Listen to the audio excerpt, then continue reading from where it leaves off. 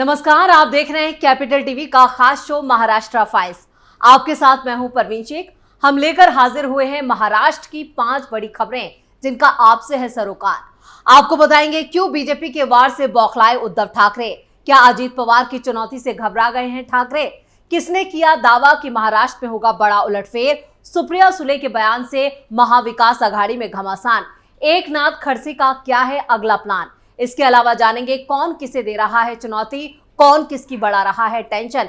साथ ही आपको इन सभी खबरों से कराएंगे रूबरू। लेकिन तमाम बड़ी खबरों में आगे बढ़ने से पहले एक नजर डालते हैं महाराष्ट्र की टॉप हेडलाइंस पर।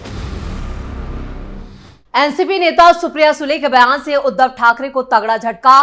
बोली, चुनावों के बाद एनडीए की सरकार बनी तो कांग्रेस का होगा सीएम। बीजेपी नेता नारायण राणे का बड़ा बयान, विवादों में आ गए एकनाथ शिंदे। राणे बोले, पिछले गेट से मातोश्री बैग लेकर पहुंचते थे शिंदे। महाविकास अघाड़ी के जूते मारने पर भड़के डिप्टी सीएम अजीत पवार। बोले, पीछे से जूते क्यों मार रहे हो, हिम्मत है तो सामने आओ फिर बताता हूं। बीजेपी में शामिल होने का इंतजार करते करते थके एकनाथ खड़से, अब विपक्षी गठबंधन में हो सकते हैं शामिल। शिवसेना यूबीटी के सांसद संजय राउत का बड़ा दावा। बोले, महाराष्ट्र में होगा बड़ा उलटफेर, हमारे संपर्क में कई नेता। महाराष्ट्र फाइल्स में सबसे पहले बात सुप्रिया सुले के बयान की। बारामती से लोकसभा सांसद और एनसीपी शरद गुट की कद्दावर नेता सुप्रिया सुले अपने बयानों को लेकर अक्सर खबरों में आ ही जाती हैं। अब उन्होंने महाविकास अघाड़ी की तरफ से आने वाले चुनावों में कौन सीएम फेस हो सकता है, इसको लेकर बड़ा बयान दिया है। सुप्रिया सुले ने दावा किया है कि महाराष्ट्र विधानसभा चुनाव के बाद राज्य में बीजेपी की सरकार बनना मुश्किल है। महाविकास अघाड़ी की सरकार बनेगी। वहीं एमवी की तरफ से मुख्यमंत्री बनने के सवाल पर सुप्रिया सुले ने कहा कि कांग्रेस का कोई नेता सीएम बन सकता है। हमारी पार्टी सीएम की रेस से बाहर है, हमें किसी पद में कोई इंटरेस्ट नहीं है। सुप्रिया सुले का यह बयान उद्धव ठाकरे के लिए बड़ा झटका माना जा रहा है, क्योंकि उद्धव ठाकरे खुद को लगातार अगला सीएम दावेदार पेश करने की लगातार मांग कर रहे हैं और इसके लिए दबाव बना रहे हैं। संजय राउत से लेकर उद्धव ठाकरे तक खुद को सीएम फेस घोषित करने के लिए दिल्ली में राहुल गांधी और खड़गे से मुलाकात तक कर चुके हैं, लेकिन कांग्रेस इसके लिए राजी नहीं हुई। अब सुप्रिया सुले के बयान से साफ है कि उद्धव के सीएम बनने के सपनों पर कांग्रेस के बाद शरद पवार की बेटी सुप्रिया सुले ने भी पानी फेर दिया है। वैसे शरद पवार की तरफ से भी यही कहा जा रहा है कि चुनावों के बाद ही सीएम पर फैसला होगा, लेकिन उद्धव इस जिद पर अड़े हुए हैं कि चुनावों में जाने से पहले सीएम फेस का ऐलान कर दिया जाए। और लगातार यहां पर शिवसेना यूबीटी की तरफ से ये दबाव बनाया जा रहा है कि उद्धव ठाकरे को ही सीएम फेस यहां पर घोषित किया जाए। अब देखना यह होगा कि सुप्रिया सुले के बयान के बाद इस पूरे मामले में नया मोड़ क्या आता है। अब बात नारायण राणे के बड़े बयान की। केंद्रीय मंत्री और बीजेपी के सीनियर नेता नारायण राणे ने शिवसेना यूबीटी के प्रमुख उद्धव ठाकरे पर निशाना साधा है। हालांकि उनके बयान से मुख्यमंत्री एकनाथ शिंदे भी विवादों में आ चुके हैं। नारायण राणे ने कहा, जब शिंदे ने आपको छोड़कर मुख्यमंत्री की कुर्सी संभाली तब आप उन्हें मिंधे कहने लगे, लेकिन तब आपको कोई समस्या नहीं थी जब शिंदे मातोश्री के पिछले गेट से ठाणे से बैग लेकर पहुंचते थे। अब नारायण राणे ने कहा है कि आज उद्धव ठाकरे उस व्यक्ति को बाहर निकालने की बात कर रहे हैं। हम बाहर नहीं जाएंगे, लेकिन वो आपको बाहर कर सकते हैं। हालांकि नारायण राणे ने जो बैग वाला बयान दिया है उससे मुख्यमंत्री एकनाथ शिंदे खुद घिर गए हैं। अब बड़ा सवाल उठ रहा है कि आखिर बैग में एकनाथ शिंदे मातोश्री के पिछले गेट से लेकर क्या पहुंचते थे? क्या वो पैसे लेकर पहुंचते थे? ये तो उद्धव ठाकरे और एकनाथ शिंदे ही साफ कर सकते हैं। नारायण राणे ने महाविकास अघाड़ी के नेताओं पर बड़ा आरोप लगाते हुए कहा कि वो गंदी राजनीति कर रहे हैं और इससे दंगा भी भड़क सकता है। छत्रपति शिवाजी महाराज की मूर्ति गिरने के मुद्दे पर नारायण राणे ने ये बात कही। इसके अलावा नारायण राणे ने राज्य सरकार से संजय राउत के खिलाफ भी कार्रवाई करने की सिफारिश की है। उन्होंने कहा कि वो सोशल मीडिया के जरिए शिवाजी महाराज की प्रतिमा की तस्वीर फैलाकर राज्य में अशांति फैलाने की कोशिश कर रहे हैं। नारायण राणे ने कहा कि प्रधानमंत्री मोदी, मुख्यमंत्री और उप मुख्यमंत्री अजीत पवार ने प्रतिमा गिरने के लिए सार्वजनिक तौर पर माफी मांगी है। उन्होंने ये भी कहा कि घटना की जांच के लिए एक कमेटी बनाई गई है और नई प्रतिमा भी स्थापित की जाएगी। इसके साथ ही उन्होंने ये कहा कि विपक्ष सांप्रदायिक तनाव पैदा करना चाहता है। नारायण राणे ने शरद पवार पर भी निशाना साधा। उन्होंने कहा कि शरद पवार महाराष्ट्र में माहौल खराब करने की कोशिश कर रहे हैं।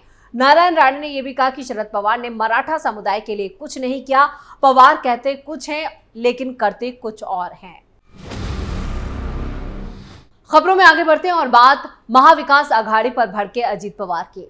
शिवाजी महाराज की प्रतिमा पर राजनीति गर्म है। महाविकास अघाड़ी के विरोध प्रदर्शन पर एनसीपी नेता और डिप्टी सीएम अजीत पवार ने पलटवार किया है। अजीत ने एमवीए नेताओं को खुली चुनौती दी है और कहा है कि अगर आप में हिम्मत है तो सामने आओ, फिर दिखाता हूं इस तरह क्यों चीटिंग कर रहे हो। दरअसल महाराष्ट्र के सिंधुदुर्ग जिले में 26 अगस्त को छत्रपति शिवाजी महाराज की प्रतिमा गिर गई। प्रतिमा टूटने पर सरकार ने फौरन एक्शन लिया था और घटना पर माफी भी मांगी। प्रधानमंत्री नरेंद्र मोदी, महाराष्ट्र के मुख्यमंत्री एकनाथ शिंदे और डिप्टी सीएम देवेंद्र फडणवीस और अजीत पवार ने भी माफी मांगी। सीएम शिंदे ने भी कहा कि अगर जरूरत पड़ी तो वो 100 बार शिवाजी महाराज के पैर छूने और माफी मांगने में संकोच नहीं करेंगे। इस बीच विपक्षी दलों का गठबंधन महाविकास अघाड़ी एकजुट हो गया और 2 दिन पहले सरकार के खिलाफ जूते मारो आंदोलन चलाया। साउथ मुंबई के हुतात्मा चौक से गेटवे ऑफ इंडिया तक पैदल मार्च निकाला गया, जिसमें उद्धव ठाकरे, आदित्य ठाकरे, शरद पवार, सुप्रिया सुले, नाना पटोले समेत एमवीए के नेता शामिल हुए और इस दौरान उद्धव ने पोस्टर पर चप्पल मारी, जिस पर अजीत पवार ने बारामती में एक कार्यक्रम के दौरान कहा, कुछ लोगों ने हमारे खिलाफ जूते मारो आंदोलन किया। उन्होंने एकनाथ शिंदे, देवेंद्र फडणवीस और मेरी फोटो को चप्पल से मारा। ऐसे क्यों जूते मार रहे हो? अगर आप में हिम्मत है तो सामने आओ, फिर दिखाता हूं ऐसे क्यों चीटिंग कर रहे हो। यानी अजीत पवार ने साफ साफ कह दिया है कि अगर हिम्मत है तो सामने आके जूते मारो, फिर बताता हूं क्या होता है। और खबरों में अब बात एकनाथ खड़से की। पूर्व मंत्री और कद्दावर नेता एकनाथ खड़से ने बीजेपी में शामिल होने के लिए औपचारिक मंजूरी के इंतजार पर सोमवार को निराशा जताई।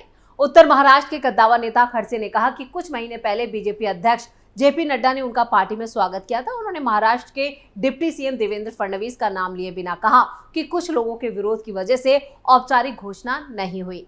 एकनाथ खड़से ने जलगांव में मीडिया से बात करते हुए कहा, मुझे लगता है कि ऐसी स्थिति में भारतीय जनता पार्टी में बने रहना ठीक नहीं है। मैं कुछ और दिन इंतजार करूंगा और फिर कोई फैसला लूंगा।